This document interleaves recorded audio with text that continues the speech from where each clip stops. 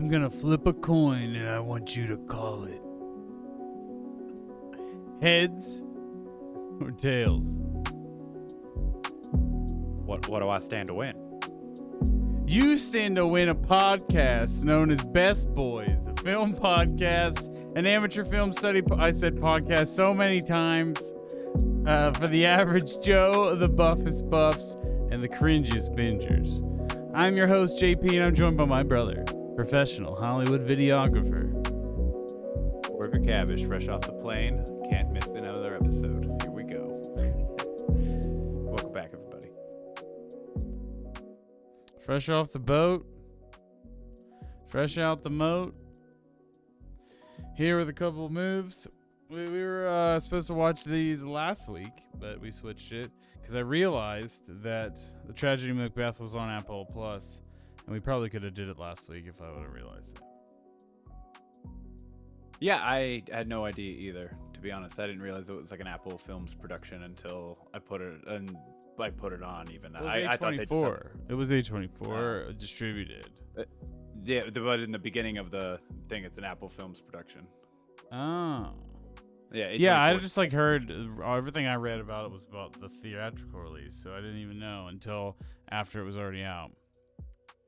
But yeah, we're doing the Coen Bros. Well, at least one of the movies only has one Coen, and the other movie has both.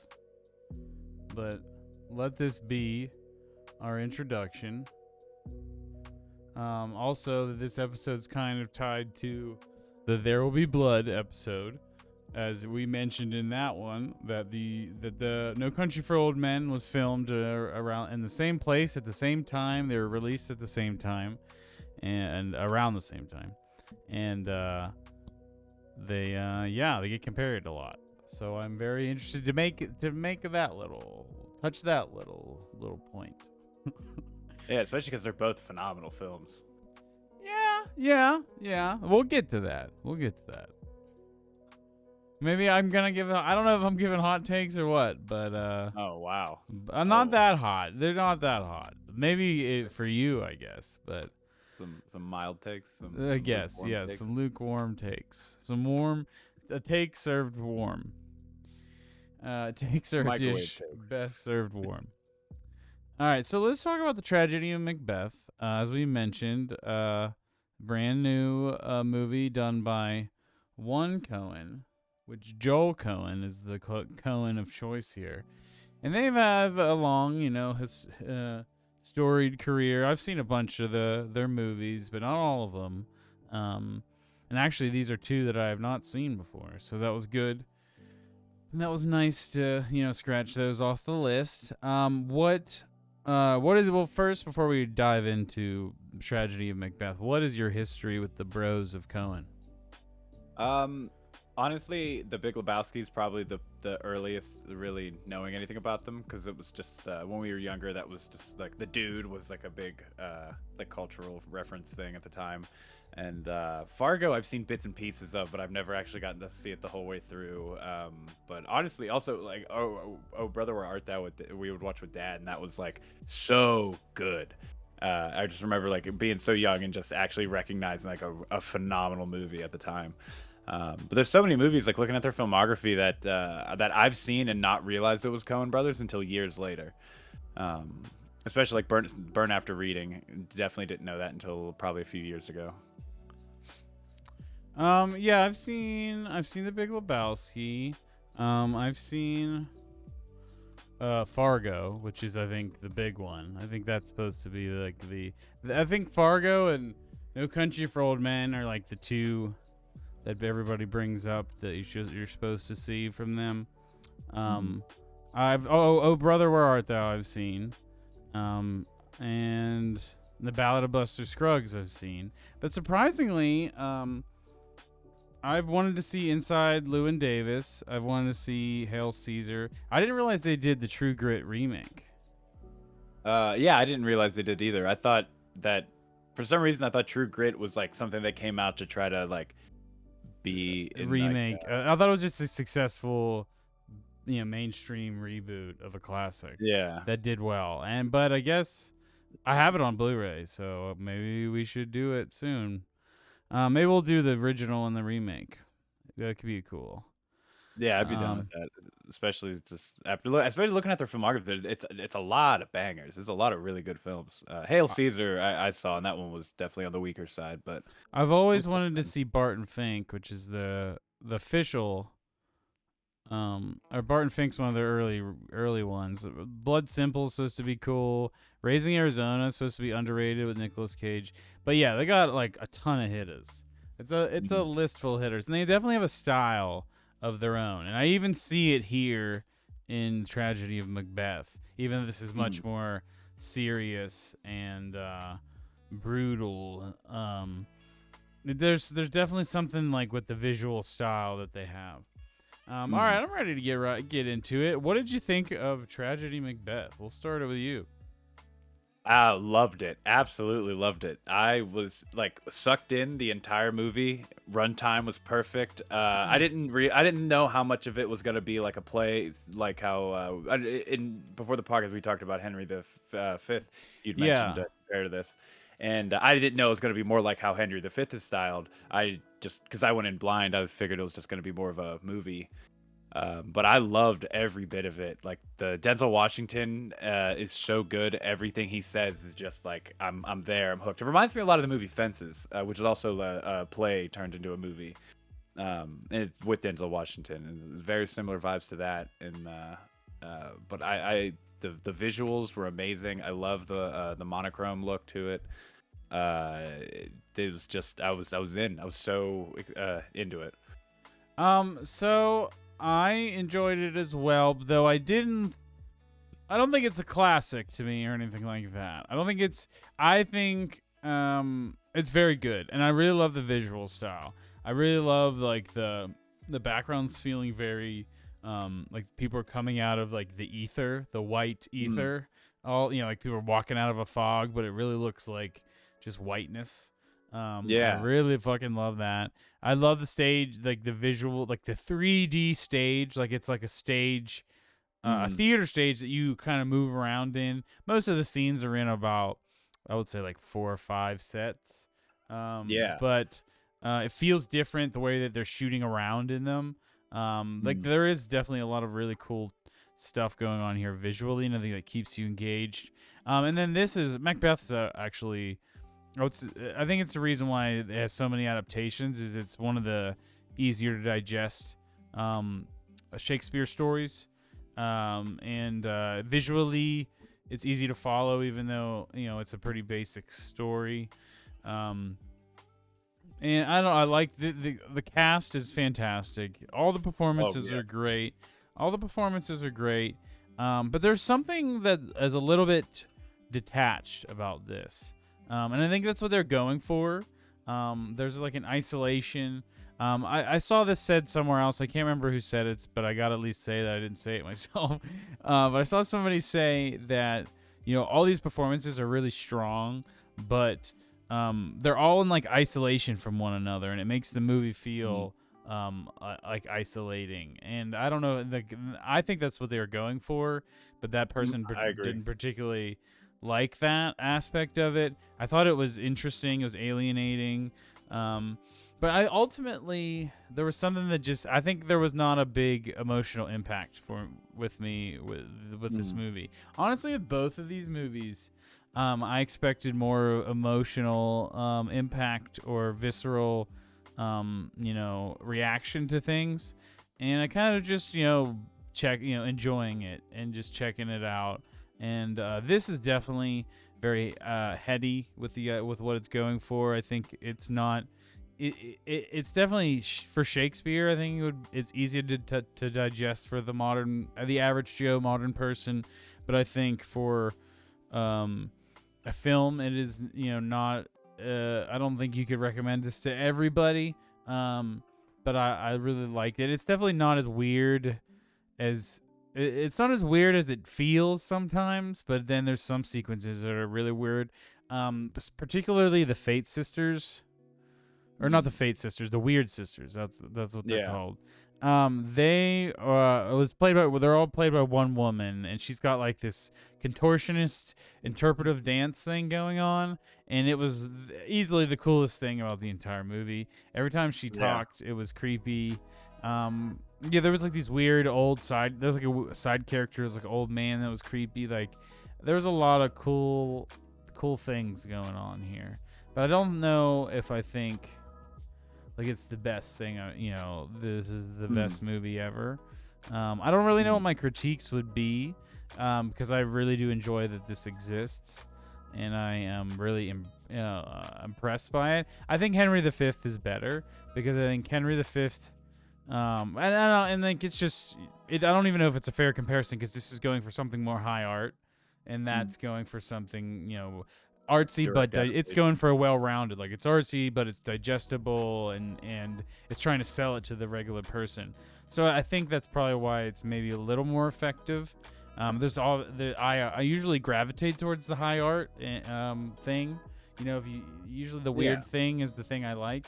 And it's not that I don't like this, but there's just something missing. And Riss, when I was talking to Riss watched it with me, and she liked it too, and she loves Shakespeare. Mm. But we kind of felt the same way. She didn't see the Henry V, but she's seen Kenneth Branagh movies before. Yeah. Compared to Henry V, I like this one better because of there's parts of Henry V that feel like they drag, and we had talked about it before, where with like the ups and downs of the speech, where you think it's about to end and go to the next thing, but then it just comes back down and then races back up. Where this just kind of everything Everything's really like ends on the dry. proper impact that it needs to have. The For lengths me of at least, monologues are not that different. It's just I think it's the they feel delivery yeah they is feel much more better paced in this dry. one. Um, I love that the dude from the Green Knight is in the opening shot of the movie though. I Ralph thought that Ineson, he's yeah. yeah, he's great. But I was gonna say the only real critique I have of this is more of a critique on myself, which is I wish I was better at understanding Old English because there's so much of this I probably would have had more of an impact if I knew what they were saying. But the context clues around everything, kind of like we talked with Henry V, you kind of figure it out, and still has like the impact. But I just wish I was better versed in that stuff to be really like enveloped in it. Yeah, Um, I didn't have an issue with understanding anything really in this one, especially with how the dialogue is paced. It's not, it's not super quick, but it's not super slow yeah. either. And you kind of really, if subtitles help, also. I usually watch all our Mm. movies with subtitles. Yeah, same. Um, and I don't know. I like it. I like how small it felt, but how it made it feel grand. Like I loved the Yeah. stuff with the tree branches and the army at the end. And Dudley from Harry Potter. Um, Yeah, that was super cool. yeah, he's a really good Um, actor. Every time I see him in something, I'm like, man, he's about to do something. He's about to be a cool character. Um, the Going back to the claustrophobic bit, this movie shot in 4:3, or like the bit. I mean, the movie shot in 4:3, and what I like so much about all of these set pieces is that it uses the edge of the frame almost like with to be the real walls in of the actual set in a lot of it. So you feel like it that adds box to the that they're in is just claustrophobia. yeah, Yeah, I love it. It's so like well done. It just feels like the edge of frame is part of the set, in such a good way, and it works with it so well. It didn't feel like it was just done 4:3 to just make it feel artsy or anything. It is well yeah. done. I didn't have any Um, issues with that. With the aspect ratio, I thought it was cool. I liked how it was like rounded on the mm, corners. It was like kind of like a vignette kind of thing. yeah, I yeah. don't know if that's not the right word, but like No, I know what you're talking about. Like some older like style like film stuff has that. it was like yeah, But rounded corners.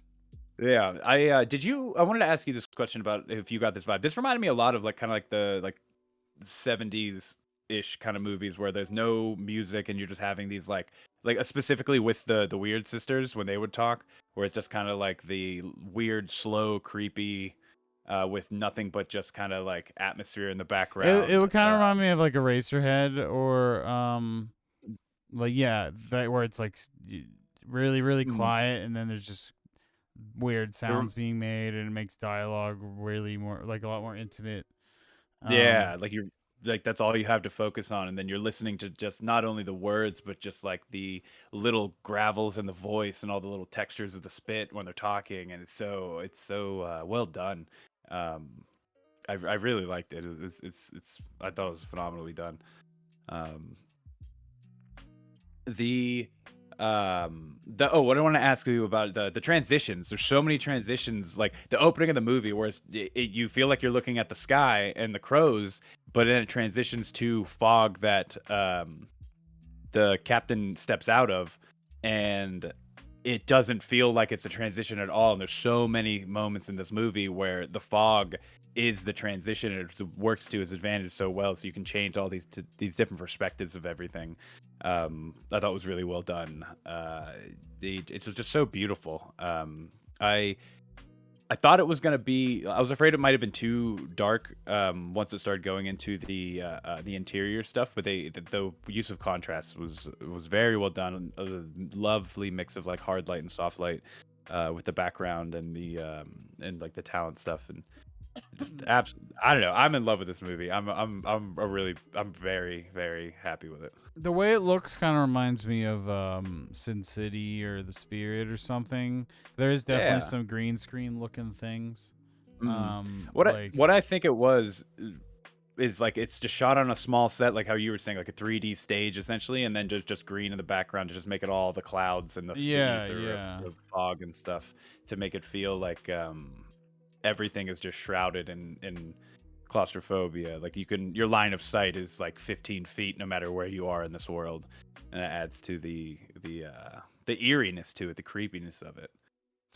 Yeah, it reminds me of Spirit, but where that is like heavy blacks and whites. Where this is more gradient, like the gradients between. It's obviously it's grayscale, and like there's more Mm-hmm. white scenes where it's like everything is more white, and then Mm-hmm. the characters are the darkness. Where and then there's the scenes where there's you're in a dark room and the characters are kind of what the light's hitting off of, and I do like that visually. I really love this. It's perfect. I just I like and I wasn't bored by it. I wasn't I was engaged with it pretty much fully. But I don't know. I don't know what was missing for me. I really don't really have anything to say other than that like it didn't really give me any kind of I didn't really feel anything from it. Mm. No, I can Um get that. I mean, it's especially with when you being a big fan of Henry V and just like other things of this kind of like adapting like a stage play to the screen. It you know everybody wants it, I guess, a different way or can take it a different way. Oh, But it's not really that that it's an adaptation or a poor adaptation or cuz it's all about the style and mm, it's like it's very detached and I think there's something about that that kind of makes me get detached from caring about the movie anymore. And then also Macbeth, you know what happens. At least I mm, do. Like I've I've seen this story multiple times. I've read it. We did it in school. So it's like there's not really tension in that way. So I'm just seeing their interpretations of these famous scenes. And that is gotcha. cool. That is cool. For sure. But I don't know. It just didn't blow me away. I don't think it's bad. Like I'm not gonna give it a bad score, or anything like that. It just didn't blow me away beyond the really cool visual stuff. Mm. The How did you feel about older Denzel Washington in the fight scene at the end? I thought he moved It was well. barely. I feel like it was barely him because most of it was the back of his head, and I'm like, Yeah, anytime it's the back of his head, I guarantee you that's a stunt double. that sold it for me. It wasn't bad. I don't think it didn't Yeah. like make me dislike it or anything. Mm. Um, yeah, I don't Uh, know. I liked it though. I liked the ending battle, and I liked a lot about it. It's like not going to be my favorite movie of the year. It's not going to be my favorite Coen movie. It's just Yeah.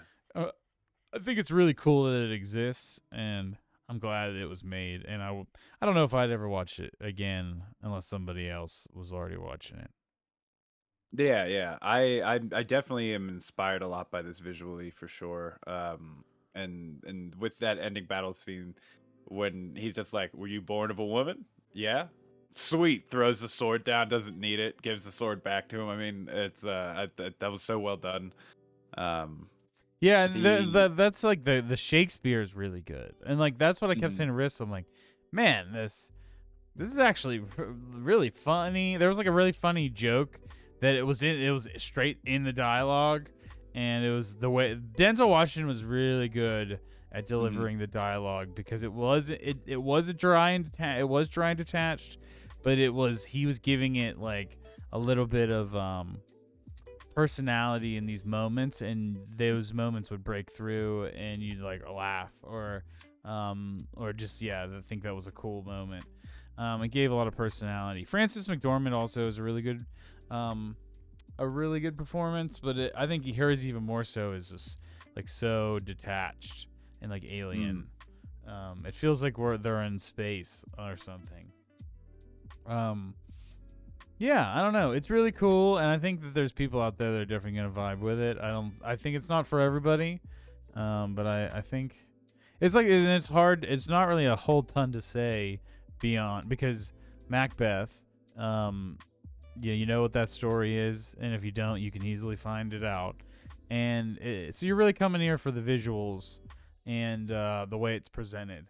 And my favorite thing is definitely the tree branch thing with mm, how that was all edited, and with them coming down that path in the forest with holding the branches, and like the branches like coming through the window and mm. shit, and like there was that stuff I really really liked. The theme and just visually looked really nice, and it's just meticulously put together and is a really cool project.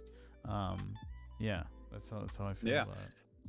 The I loved the when you talk about the tree come through and it's just raining leaves Yeah, and all like that kind of stuff happening when Denzel's doing like his paranoid Macbeth is so good. I thought he like those spots in particular when he's like going nuts screaming and all paranoid. I thought he did a really good job. I wanted to ask, did you mind that half the cast has accents and half don't, even though it's set in Scotland?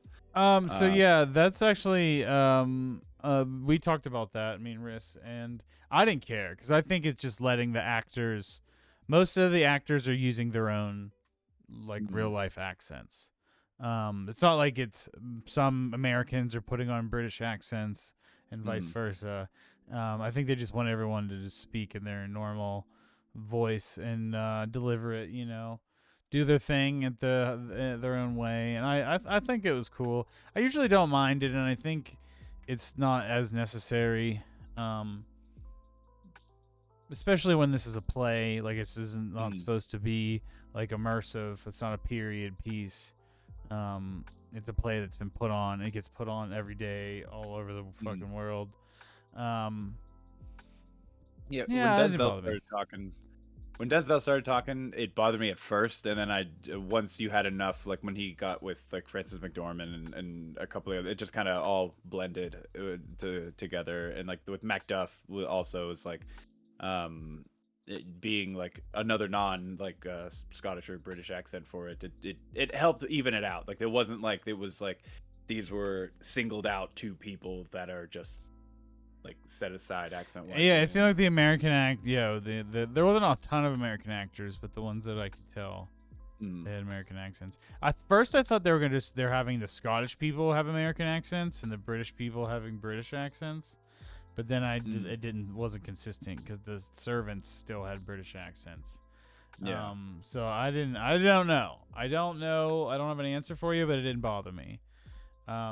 It always reminds me of the movie. It's not a great movie, but Enemy at the Gates with Jude Law. It's like World War II movie, Mm-hmm. and you're in the point of view of the Soviets, and everyone speaks with British accents.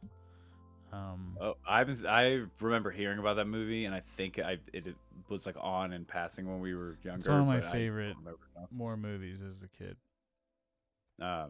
but Yeah, I've it's always heard it not was a that good good. one. Okay. All right. Well, honestly, I don't really have a whole lot else to say. It's not terribly long, which was a good thing. Um, Yeah, loved the it, runtime. yeah, it was easy to digest, and it was good. It was good Shakespeare. Um, and I think you could show a class this if you're a teacher, like try to Mm. show them that Shakespeare is cool. Um, Yeah, honestly, doing like this and Henry the V. Granted, they're completely yeah, different, like tonally, decades apart, and yeah, tonally, but it's just what you can do with Shakespeare with it. You making go it for something more fun direct. and making it Yeah, interesting, visually interesting, whether it's yeah, action set pieces or weird, artsy film shit, like student film shit, experimental yeah, things. Yeah, it does. It the Wade shot kind of reminds me of noir also. Like I don't think this yeah, film. yeah. It kind of is kind of like it's a small mystery. It is kind of noir, if you think about it, and maybe that was what they're going for too. Um, both of these films are have noir, I would say, in the DNA. No Country for Old Men definitely does. Mhm. No Country for Old Men's got a lot of DNA, but noir is definitely a part of it. Yeah, I don't know what else you got to say about this. We can move on. Score. Trying to think what else. I don't have many complaints. I was happy with everything. I love the cast, loved everything. I love the diversity in the cast. I love the all the set pieces. I love the castle design, even though only you get snippets of it. But like you have it reminded me of some of the parts in Citizen Kane where you have those extremely tall archways, and you just got Yeah, this like this hard light also zooming kind of in. reminded me of some of the shooting. Remind me of the cinematography. Remind me of Mm. Citizen Kane. I Um, love that when everybody talked though, you were in like a close up with like, and then they always framed it if there was somebody behind to just like be there to rack to when they said something, and like it was just it was really well done. You felt the gravity of the situation, at least for me. Um, all right, what are you and it was good. scoring it? I'm gonna give this I'm gonna say I'm torn between a 4 and a 4.5. I really like this. I think I'm gonna give it a 4.5. Oh my god, dude, that's fine. I loved it. It was so That's good. crazy. I was torn between a 3.5 and a 4. And I think just to spite you now, I was gonna give it a 4, but now I'm giving it 3.5. Oh. Yeah, I mean I definitely it's not for everybody. And for me, surprisingly, having like Henry VIII feeling so long and because it's just monologue after monologue, this I was Fifth. like my or sorry, the This fifth. is monologue Uh, after monologue after monologue too. but I don't. it's just for me it feels paced better, and it's and I don't know if it's a shorter runtime or what, but I was a lot more into this and invested. It's like my style, my like if you were to pitch a Shakespeare movie for me, this was perfect. For Yeah, I that. think I was equally engaged, but I liked Henry V more because it just had more variance in what was happening in the movie. Mhm. Um, there was more different emotions, I guess. I usually visually, this is much better. And this is kind of my bag visually, but just like I don't know, it's an example of my bag not being enough. Um, not Yeah. being quite enough to be like sometimes it's all I don't know.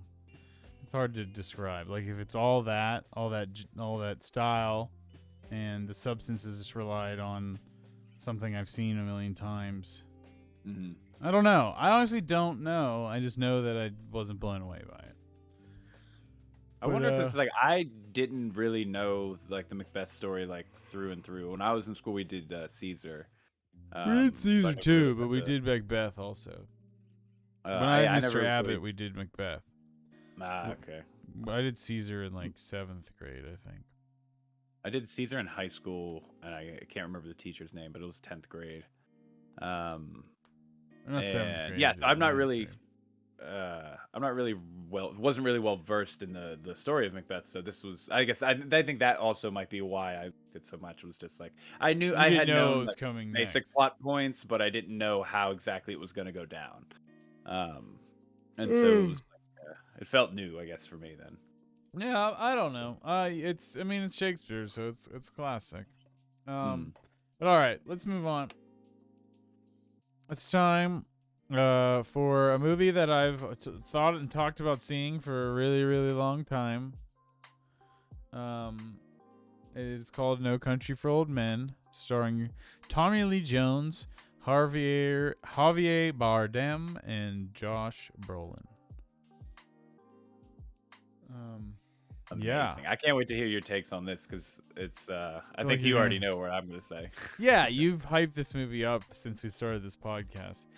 This movie is very good, very, very good. Let me just start off with that before. I think I just put it on a huge pedestal, and Mhm. it just cannot live up to that pedestal, especially when you compare it to There Will Be Blood.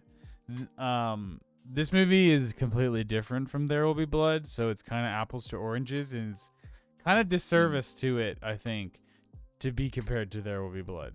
I think There Will Be Mhm. Blood is a much better movie.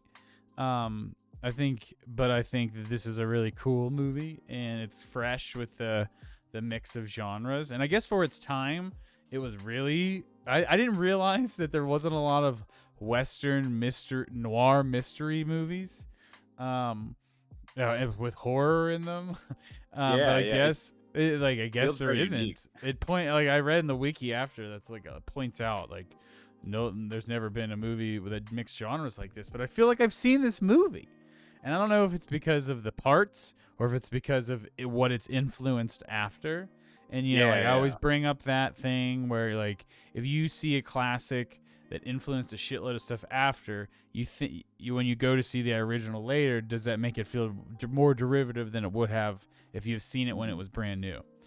And I don't know. I don't know if that's what's happening here. But I think I just thought it would be like a There Will Be Blood level movie to me, and it Mhm. was not.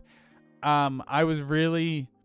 It was just like at first. It reminded me of a Lynch. It kind of reminded me of Lynch also with not even Mulholland Drive. More so, I think maybe Lost Highway.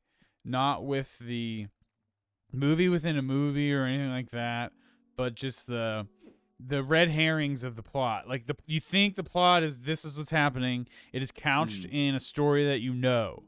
Guy on the run finds $1 million, is on the run from criminals. I could think of a ton of movies that have that in it. And it's the whole Mhm. movie by itself. And the movie ends, it's probably they either get killed, they go to prison, or it's a happy ending, right? Like Mhm. in that I don't know if you want a archetype trope genre, Yeah, yeah, yeah. um You can call it. one of It's those yeah. I things. said a trope. Yeah, trope. Yeah, I don't know, but that thing. But then you throw in a horror movie side by side with it, and it's a crime mystery, and then the way it ends is very ambiguous, and it doesn't really tie up everything, and like a shit is non-ending out ending. there. It's kind of like a non-ending. It's kind of like an Yeah. ending non-ending. And that I think when I thought it was a typical movie, when that happened, I was like kind of like unsatisfied by it at first. The Like first time I watched it, I had the same reaction. I was like, Um, this is unsatisfying. Like I totally get that what it's done. Like it's made me think the plot was going one way, but it made me go another way. mm, But I didn't really have an emotional impact from it. So I'm gonna compare it to a movie we just did that also fucked with my brain, which is Power of the Dog. Power mm, of the Dog fucked with my brain in terms of the plot. I couldn't guess what was happening. I thought could, and then it blew mhm, my mind when it was revealed. And then there was so much emotional weight that went with everything that happened there. This I mm, have no emotion towards anything. I didn't want to see Josh Brolin Josh Brolin die and Josh Brolin's wife die. That is what it is. Like if you cared about Josh Brolin, but I think I kind of knew he was gonna die, or he was gonna like it just wasn't gonna end well for him because it never does in these movies. Yeah. So I wasn't really like it did subvert my expectations. This is definitely the blueprint for subverting expectations, but I just didn't have the huge emotional response to it like I did in Power of the Dog, which would made Power of the Dog a 5 bone for me, you know. Yeah.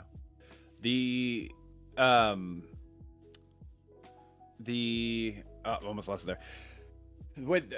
The first time I watched this movie, I had the exact same reaction to the ending. I was like, "Oh man, that's it!" Like I just wanted to know what was going to happen because you leave Javier Bardem off on a cliffhanger, just walking away with a broken arm from a car wreck, and everything just feels unresolved. And then the second time I watched it, I realized that the movie is like not about them. It's about Tommy Lee Jones aging out of like what he thinks of America is.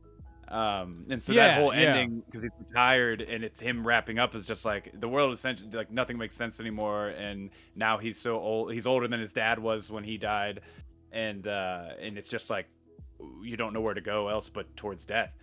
And that's so the second time I watched it, it was just it clicked, and it's just so good. And then But what does that have to do with the Josh Brolin Javier Bardem storyline? Because it's a wild mass serial killer that is beyond the scope of anything that the sheriff has ever seen. And he even, at the beginning of the movie starts with him talking about how, like, yeah, back in the day, like, certain sheriffs didn't even wear guns. They just went out and did whatever. But, like, now you're at a point where you have a guy walking around with a thing that kills sheep and cattle, murdering everybody in his way and it's not even about the money at that point or anything. It's just like the thrill of the chase, it seems, or just his word. But isn't there that he has that scene with that old cop at the end, and the old cop's like, it's always been violent. Yeah, but at the same time they're talking about how when you stop hearing like sir and ma'am, everything's going away, and now it's always been violent, but it's not in this kind of way. It's like feels new to them because it's you're so old and you're seeing like the younger generation doing it, and you don't see that, like, because I guess when you're younger growing up, it feels like the older people are doing that, not the younger people. Granted, this movie is, these guys are in their 40s doing this, but compared to Tommy Lee Jones, who I would say would appear to be in his 60s because he's retiring.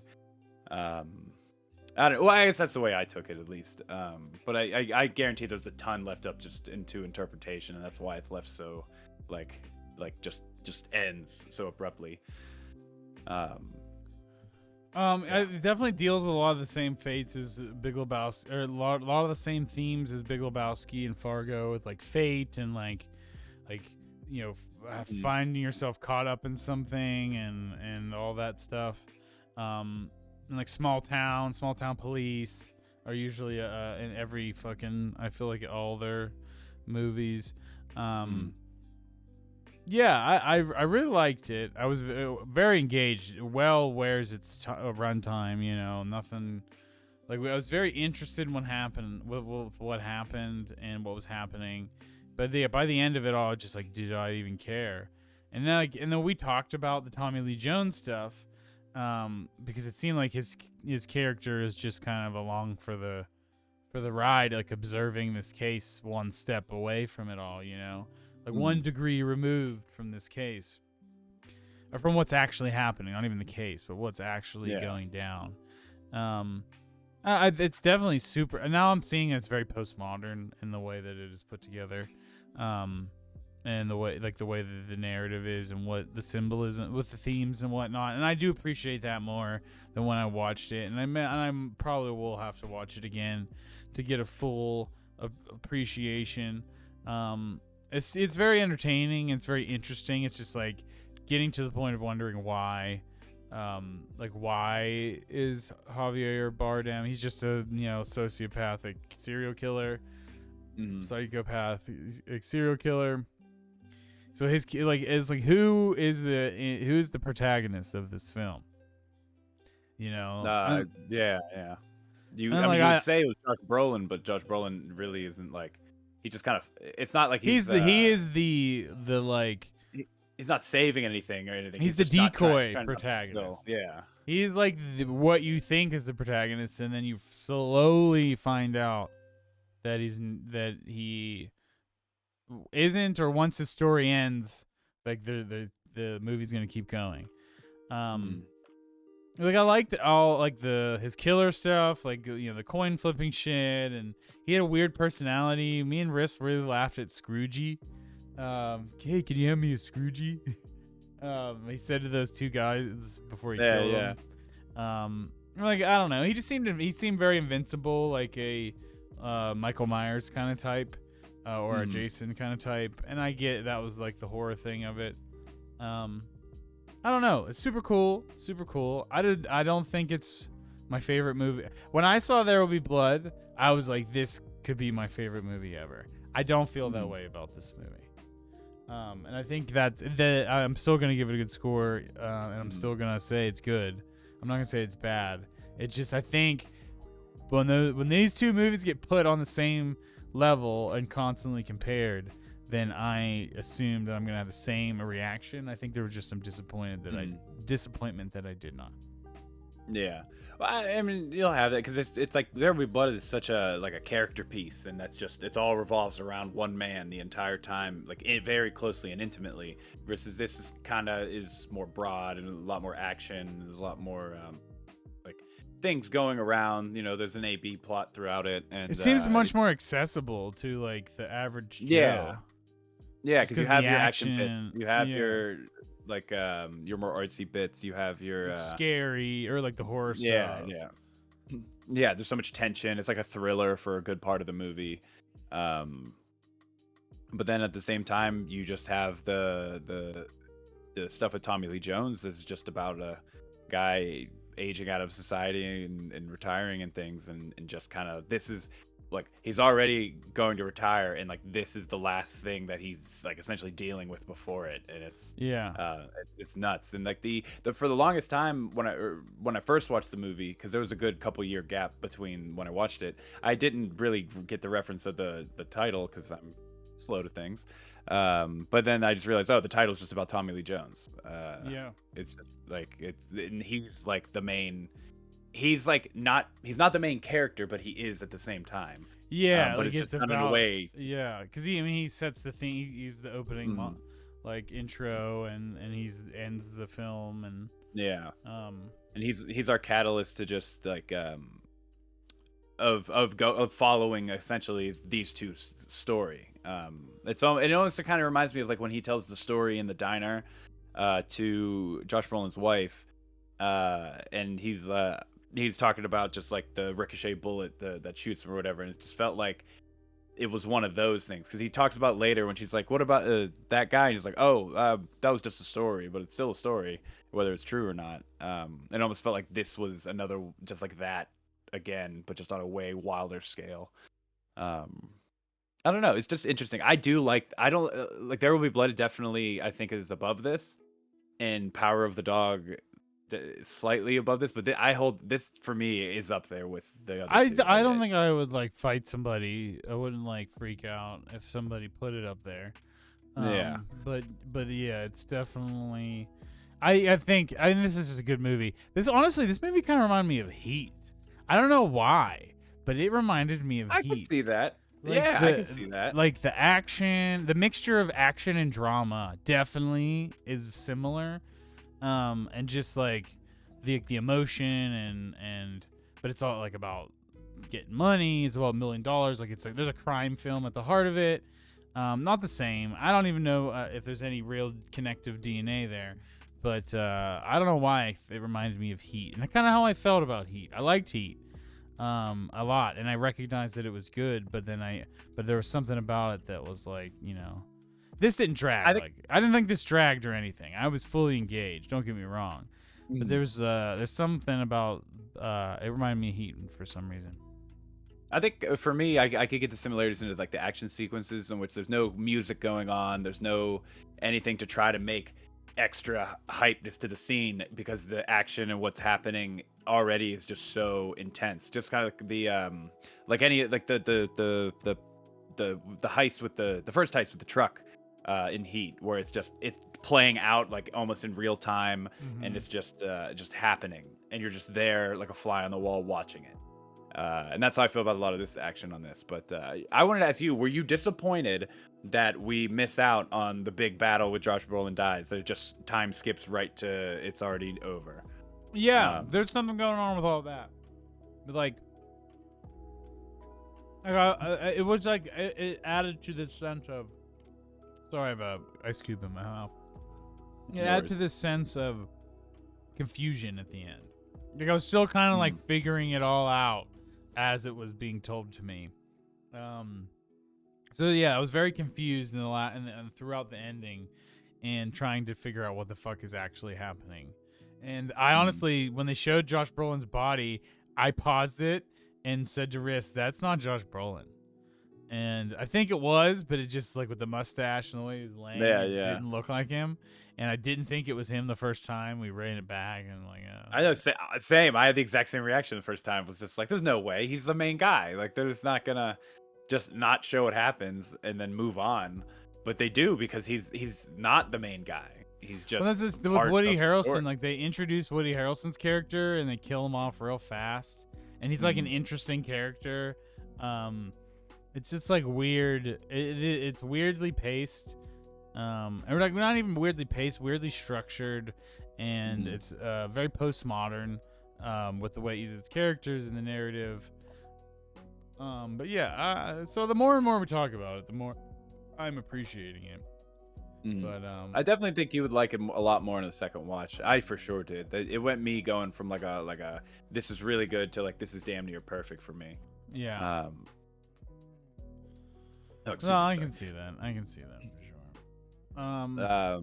Visually, I know we talked about this a lot on the There Will Be Blood, that comparing this to the There Will Be Blood visually. This looks like so crisp and modern and clean and just so good. It's just something about it. The highlight and everything is like hard but soft, and everything has like this nice orange like glow to everything.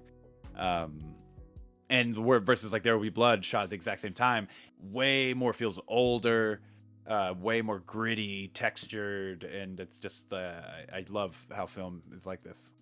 It's so cool what you can do just with the different idea of how you want to portray something. Which one do I would say would look better? I don't know though. They're both so phenomenal in their own way. Yeah, I think that obviously There Will Be Blood. I'm partial to the big empty landscapes, and there's more of them and that. But though this movie's beautiful, you get those in this also. This movie has like, this movie has beautiful hotel interiors. Like I don't know why, but they look so cool. Every single one, like with the wood paneling. Oh yeah, because like 70s motels. Yeah. Yeah, but it felt so like good. It's like perfect. Like the whole production design of the movie mixed in with all the warm like tungsten lighting on everything it worked so well. It's so crisp. I really do think I need to watch it again to get full appreciation for it. Like you were saying, just reading other people's like quick reviews on Letterboxd, and they're saying exactly what I'm saying. Like the first time I saw it, I thought it was just a good crime film with a weird ending. And I watched it again and got my mind blown by all these philosophical themes. And it's like, I can all see that now. It's like Shrek. A lot of Shrek movies lately. Yeah, a lot of Shreks. A lot of onions. A lot of layers. It's a Shrek movie. Well, is there anything else in particular that you want to talk about with No Country for Old Men? I'm trying to think, because I didn't really have any critiques on it. I definitely don't have any. I don't really have any specific critiques either. Like, but this is just good. It's good. Yeah, there's nothing really I would change about it, which is why I think I hold it just in the same regard of like There Will Be Blood and Power of the Dog. It's just, it is exactly what it needed to be, and it did it to the absolute best that it possibly could be for what it is trying to do. And for that reason, I might throw the P word. Wow. I'd say it. Wow. It's Power of the Dog got me to say the P word. That's This true. one Power of the might poop. get me to say it. Power of the pee. Power of the P. Changes worlds. All right. Well, then let's Big just clap. get it. Let's just do this thing. What are you scoring it? A 5. All right. So I originally was gonna give it a 4. I'm gonna stick to that gun, but I think I will end up giving it at least a 4.5 in the future. But that is what I will give it for now. Like, I will acknowledge There Will Be Blood is a better. I like it better. I don't think it's a better film necessarily, but I like it better. I think it's better. But I think this is just as good, but for different reasons, and depending on what your different kind of film. movie It's is. definitely a different kind of film. Yeah. And I could see like Normos liking this more because of it has an action crime film at the heart of it. But I think that's not a knock. That's I think what helps it. What makes it like you're couching a something deeper in what you think is just a normal old, crime movie. Mm-hmm. And that's definitely cool. And like there's something really special about being able to do that, like Trojan horse in like something much deeper within something that anybody could like Rick and Morty. Just like Rick and Morty. The deepest but shallowest thing. So yeah, like I said, give it 4, but that's that. I mean, I would like to watch more Coens, but and form a much a better sample size with their flicks. Speaking of people that we've watched a lot of movies from, I am at the end of The Last Duel right now. And boy, did we pick the wrong Ridley Scott movies to watch. I really am enjoying it. It's pretty cool. It's really good. It's interesting. They kind of tell, it's like the same story you're seeing 3 times told from 3 different perspectives.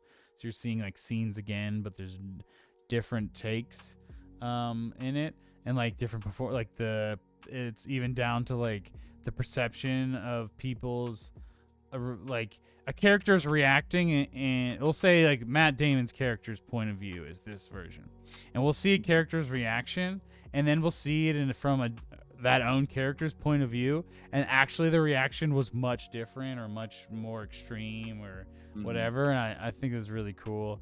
It's fucking way better. All I'm gonna say is it's way better than House of Gucci, and I liked it better than The Martian. It's probably the best Ridley Scott movie I've seen in a while. But I know we wanted to do it for the podcast, so I wanted to at least mention it. Yeah, I'm excited to see it. Having said that, because the longer I've gone on It's since long. The Martian, I've hated it more and more. Not hated it, I've disliked it more and more. And House of Gucci is just it's like it can be fun at times, but it's just a mess. And so that's good that at least like he's at least something coming out that. Although a lot of people like The Martian, but I'm glad that he's still making something that's good instead of just like Alien Covenant again and again. Yeah. So I don't know. What are we gonna do next week? That's just realizing that we've finally run out. We caught up. Sons of Guns. That we are. Red Rocket. In Florida Project. I want to see. Red Rocket is apparently at the Manor still right now. But it's not yet in streaming. And I know we said we wanted to do streaming stuff. So maybe we do something old, and then we give people a chance to recoup. Yeah. And there's I feel like there's not a lot coming out in the theaters this month either. I mean, January is usually a slow month, but February's I gotta see, because February in previous years it was starting to become a big release month. Yeah, I don't remember what that mini list that I gave you is. I'm looking for it right now. We should do something off of that. But yeah, well, it's something we can figure out. Yeah, we'll figure it out. On the offcast. I should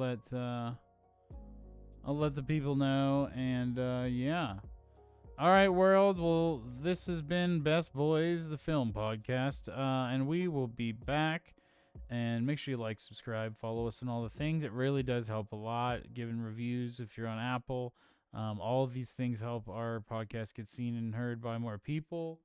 And yeah, we'll Just see you appreciate next the heck week. out of it. Follow me on Slob Thomas. Follow him on Kory with a story. And we gotta think. We gotta think of a good closer. Like, Yeah. you know, don't stick your dick in the popcorn. You know, something like that. And remember, kids, don't forget to suck your own toes. No, that's not it. That's not it. All right. See you next week. Bye. All right, later.